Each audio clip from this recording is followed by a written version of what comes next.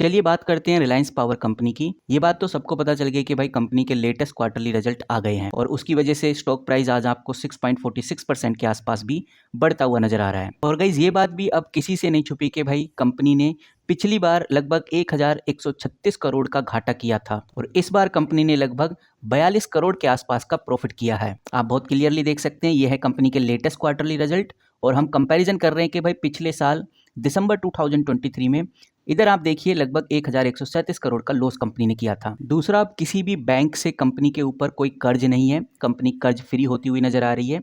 यहाँ पर आप देखेंगे जो डेट टू इक्विटी है 1.4 के आसपास आ चुका है। वहीं कंपनी की टोटल इनकम 2160 करोड़ हो गई है, जो कि पिछले साल 1998 करोड़ के आसपास थी। कंपनी का इबिटा लगभग 500 करोड़ के आसपास हो गया और नेटवर्थ आप देख सकते हैं लगभग 17,120 करोड़ की कंपनी हो गई है आज के टाइम पे। और इन्हीं कुछ रीजन की वजह से ये स्टॉक भी आज हमें चढ़ता हुआ नजर आ रहा है। लेकिन गाइस कुछ ऐसी बातें जो आपको ध्यान में रखकर चलनी है। अगर कंपनी का आप RSI देखेंगे तो आपको नजर आएगा कि RSI 49.5 के आसपास है, यानी कि स्टॉक ना तो ज़्यादा ओवरबॉट जोन में है और ना ही ये ओवरसोल्ड जोन में है।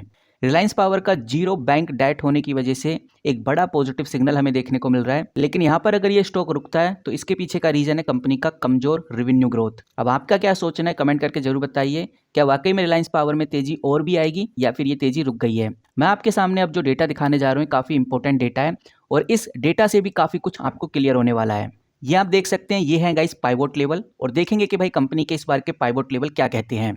सबसे पहले अगर आप कंपनी का पीपी देखेंगे, पीपी यानी कि पाइवोट पॉइंट, ये एक सेंट्रल लेवल होता है जो प्राइस के ऊपर और नीचे जाने का सिग्नल देता है। इस लेवल के अंदर जो नंबर्स लिखे हुए हैं ये नंबर खासकर सिग्नल देते हैं कि भाई अगर इन नंबर से स्टॉक प्राइस ऊपर जाता है तो एक बुलिश सिग्नल होता है और नीचे जाता है तो एक बेयरिश सिग्नल होता है।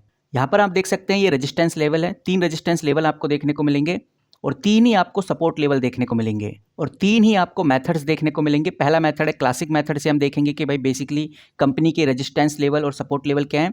दूसरा मेथड है फाइबोनिक। क्लासिकल मेथड काफ़ी कॉमन मेथड होता है जो कि स्टॉक प्राइस हाई, लो और क्लोज प्राइस का एवरेज निकालकर बताता है। लेकिन जो फाइबोनिक होता है ये रेशोस का यूज करके सपोर्ट और रेजिस्टेंस को फाइंड करता है, तो ये काफ़ी इंपॉर्टेंट हो जाता है। उसके बाद आता है कैमरिला। आपको बता दूं जो ये कैमरिला वाला मेथड है ये शॉर्ट टर्म ट्रेडिंग के लिए बहुत यूजफुल किया जाता है और इसमें छोटी रेंज के अंदर प्राइस मोमेंटम का आइडिया दिया जाता है। तो जैसा मैंने आपको गाइज बताया कि जो पीपी है वो क्लियरली नजर आ रहा है कि भाई 39.37 के आसपास है और अगर इससे ऊपर प्राइस जाता है तो हम कह सकते हैं एक बुलिश सिग्नल है, लेकिन इससे नीचे जाता है तो एक बेरिश सिग्नल है। और अभी अगर आप रिलायंस पावर का स्टॉक प्राइस देखेंगे तो आप क्लियरली देख सकते हैं 42.50 रुपीज़ के आसपास है। इसका मतलब जो ये पीबी है इनसे तो स्टॉक प्राइस ऊपर चला गया है और रेजिस्टेंस लेवल 3 के ऊपर हमें देखने को मिल रहा है और ये रेजिस्टेंस लेवल के पीक को इजीली हिट कर चुका है। आप देख सकते हैं इधर भी यही दिखाएगा कि भाई 42 के आसपास है और इस लेवल के अकॉर्डिंग हम कह सकते हैं कि अगर इससे ऊपर स्टॉक प्राइस जाएगा तो हमें अच्छा खासा बुल रन देखने को मिलेगा। अब देखते हैं कि भाई ये स्टॉक प्राइस जाता है या फिर नहीं। फिलहाल कंपनी अपने सभी रेजिस्टेंस लेवल को हिट कर चुका है ऑलरेडी। बाकी अगर हम कंपनी के वॉल्यूम की बात करें तो वॉल्यूम क्या कहता है आप इधर स्क्रीन पे देख सकते हैं। वॉल्यूम कल लगभग 2 करोड़ के आसपास का ट्रेड हुआ था, जिसके अंदर जो डिलीवरी थी वो लगभग 90 लाख के आसपास देखने को मिली और हम कह सकते हैं कि ये नंबर ऑफ परसेंटेज के हिसाब से 45% के आसपास निकल के सामने आता है।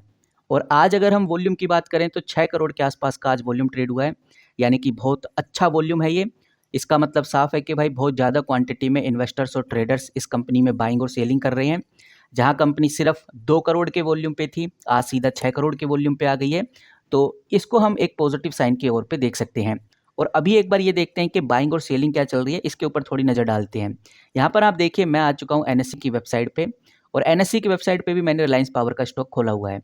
मैं थोड़ा सा नीचे चलता हूँ तो मुझे बहुत क्लियर नज़र आ रहा है कि जो आज की सेल क्वांटिटी है लगभग 1,29,33,000 के आसपास है और जो बाय क्वांटिटी है वो लगभग 36 लाख के आसपास आपको देखने को मिलेगी। यहाँ पर गाइस जो बायर्स हैं वो अपनी अलग अलग आस्किंग मांग रहे हैं। कोई 42 रुपये पे स्टॉक को बेच रहा है, कोई 42 रुपये 62 पैसे पे बेच रहा है।